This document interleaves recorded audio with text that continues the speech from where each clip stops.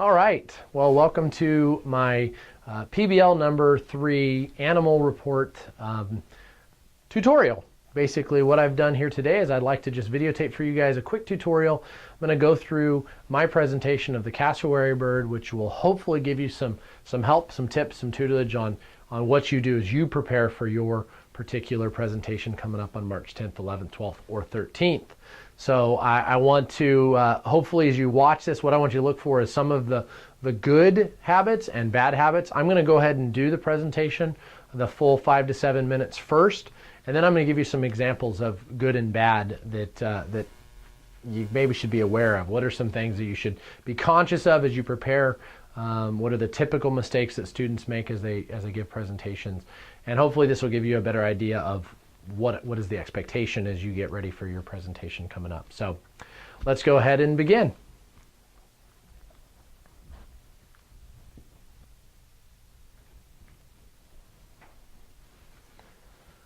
Hello, my name is Aaron Filbren, and today I will be presenting to you the cassowary, also known as the Cassowarius cassowarius. This is the southern cassowary, one of 3 species of this particular type of flightless bird. And so I hope you guys learn a lot today as we study this bird together. I'd like to start by talking about some of the descriptions of the cassowary. The cassowary, as far as size, its height ranges from about 4 to 5.5 feet, depending upon gender. It is between 75 and 130 pounds as an adult, which makes it the second largest bird in the world, behind, of course, the ostrich, the largest bird on Earth.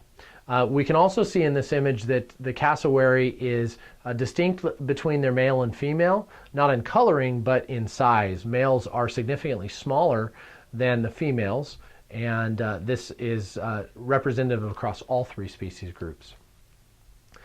Cassowaries have some pretty interesting traits about them, one of which is their coloring. One of the things I loved about this bird was the fact that the bird has such a wide variety of colors. Their neck can be brightly colored in oranges and reds and blues and purples, all different colors. They all have black feathers, and they are feathers even though they kind of look like hair. Cassowaries are also monomorphic, which means that males and females have the same color pattern. There's no major distinctions between male and female as far as their coloring. Cassowaries also have a feature on their head known as a casque. The casque looks somewhat like a helmet. It is made up of an outside covering made of keratin, which is the same substance that makes up our nails. It can range in height all the way up to 1800, all the way up to 18 centimeters, and it has a spongy center. So if you actually had a casque, you could actually squeeze it, and it is kind of soft and squishy in the center. We're not sure what the casque is used for. Many scientists believe that this is used for dominance, as a way for birds to actually assert dominance and demonstrate their age or their particular skill or in a particular region. Others think that it's just a protection mechanism for the densely covered forest that they live in. They also have large claws, as you can see from some of these images. They have 3-toed feet, which have on their middle toe a large dagger-like claw, which can range all the way up to a size of 12 centimeters in length, and is horrible if you find yourself on the end of that particular claw. Could be very, very devastating to a human being. Cassowaries also have a wattle. A wattle is just like we'd find on turkeys. They have this particular cassowary, the single wattled cassowary, the southern cassowary, has 2 wattles that extend from their throat, and they can range in color from red. They're typically red, but can range in color from red to blue to orange as well. Where cassowaries live, they live all the way across the other side of the globe in the Australian area. So you'll find them in Australia, Indonesia, and Papua New Guinea.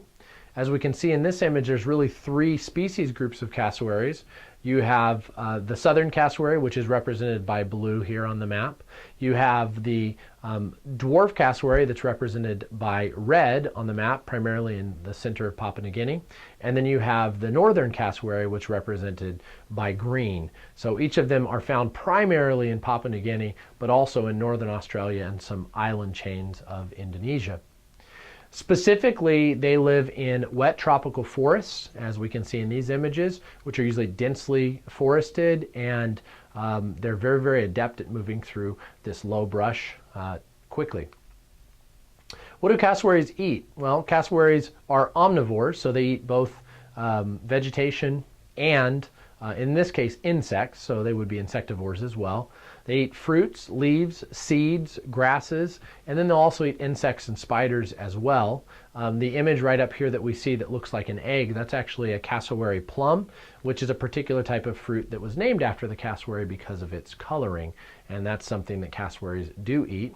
And interestingly enough, cassowaries are important because they eat the food and then their droppings, they actually release the seeds, and so they are really, really good at scattering seeds throughout the tropical forest area, which is very important for the trees in those regions.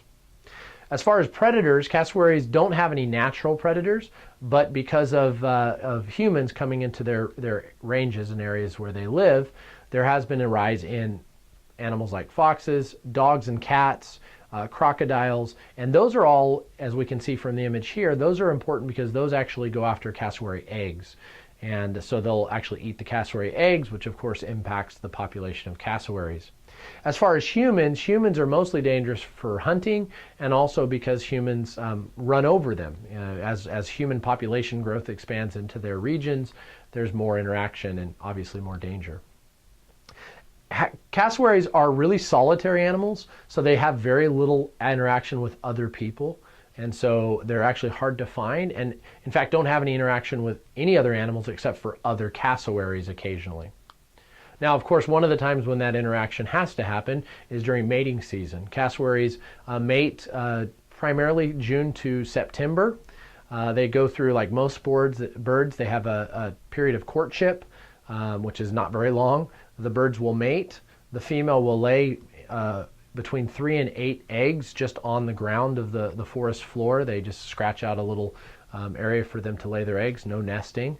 Then the female leaves and will actually mate with other males and lay other sets of eggs. The male, meanwhile, gets the responsibility of incubating the eggs for anywhere between 50 and 60 days. And then the male also has to raise the chicks for the next 9 to 16 months. And so really the female kind of lays the eggs and leaves, and the male gets responsibility of taking care of the kids. As far as the status of the cassowary, they are considered vulnerable. That means they're endangered, but not seriously endangered at this point. They are vulnerable to extinction. They have between 6,000 and 15,000 worldwide. And most of the actual decrease in their populations has been due to habitat loss and disease, the hunting by humans and disasters. But there is a comeback in place as humans have started to recognize their need and protections have been put in place. If you ever meet a cassowary, just a couple pieces of advice for you. Number one, you never approach a cassowary. You never get between the birds and their chicks. That's very dangerous. Always try to place an object between you and the bird, whether that's a backpack, something you have, or hide behind a large object, a tree or something like that. And don't bother running. Back away slowly. Don't run. Cassowaries can run up to 30 miles per hour and can leap up to a meter in the sky and will stab at, if they're afraid or feel like they're endangered, will actually jump and try to attack by stabbing that massive claw into you. As we can see, this guy's shirt got the worst of it. So that's the cassowary, and I hope you learned a little bit more about this organism and have a better appreciation of this animal. Thank you.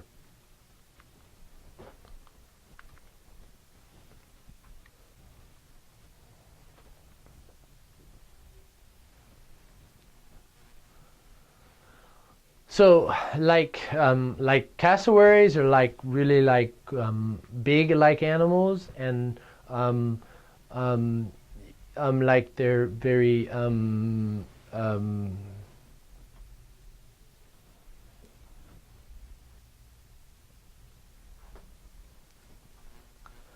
well, cassowaries are really big in the description. If you're talking about, they're really tall and they're really big and they're really big. They're like second biggest of all others.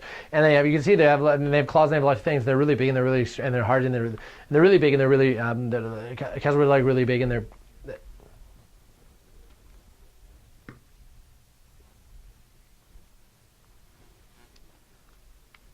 Cassowaries don't like other organisms.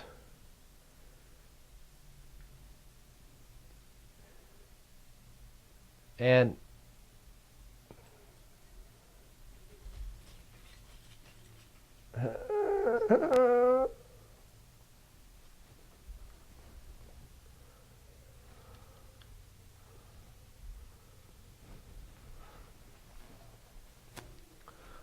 so as you can see right here on the board, cassowaries, when they go through this process of reproduction where they will go and, oh yeah, and they go through courtship, and then after they go through the courtship, then they'll, the male will lay, I'm sorry, the female will lay eggs, and then they'll and then the male will they'll incubate the eggs. You see it's right there, you can see that, and that's what they do.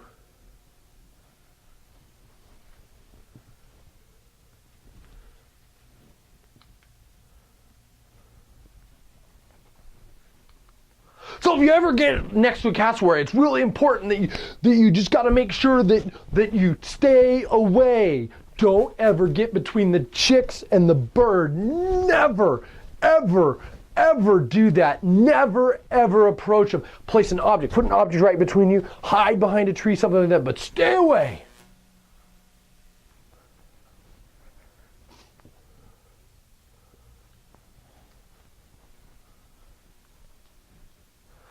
Today I'm going to be talking about the bird, the cassowary. My name's Aaron Philbrin, and it's really uncomfortable for me to look at anyone in the eyes, so I'm not going to.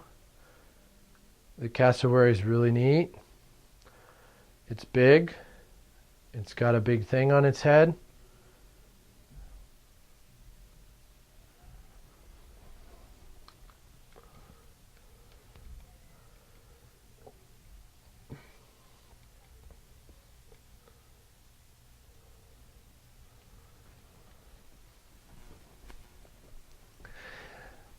So, like the casque of the cassowary, it's like it's pretty big, and and I messed up. Hold on. I messed. Oh. Okay. Can I start again?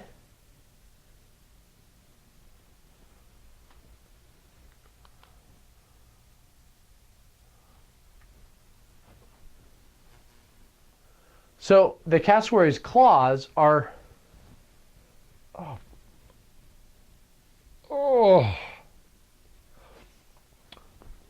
sorry.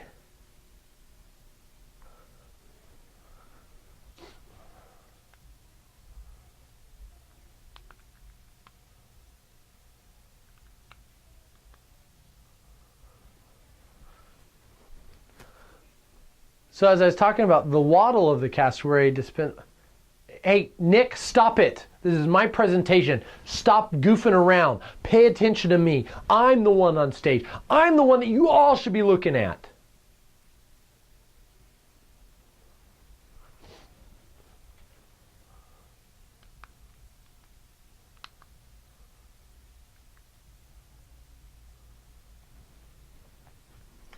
So hopefully each of these examples will, at the bare minimum, help you to see that this is something you have to prepare for.